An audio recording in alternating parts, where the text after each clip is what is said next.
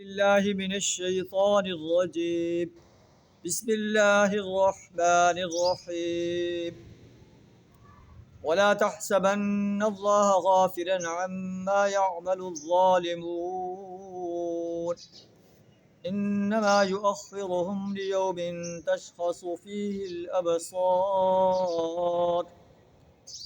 مهطعين مقنعي رؤوسهم لا يرتد إليهم طرفهم وأفئدتهم هواء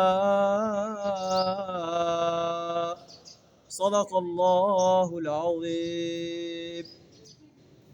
سورہ ابراہیم آیت نمبر 42 اور 43 آپ کے سامنے تلاوت کی، جن کا ترجمہ کچھ اس طرح ہے: وَلَا تَحْسَبَنَّ اللَّهَ غَافِلًا عَمَّا يَعْمَلُ الظَّالِمُونَ، اللہ کو غافل نہ سمجھو جو کچھ یہ ظالم لوگ کر رہے۔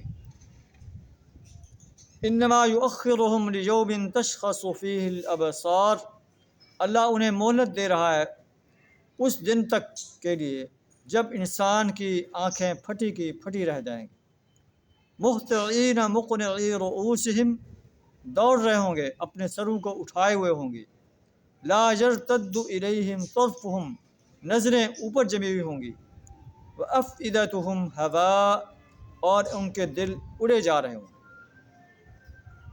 یہ ظالم انسانوں کا ایک منظر ہے۔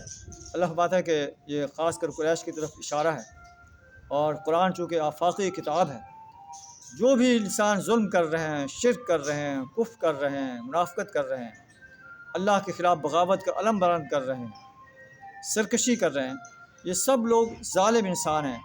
اللہ بات ہے میں ان کو آبزرو کر رہا ہوں، ان کی ایک ایک حرکت کو میں دیکھ رہا ہوں، میرے فرشتے ان کی حرکات کو ثبت کر رہے ہیں، میں ان سے غافل نہیں۔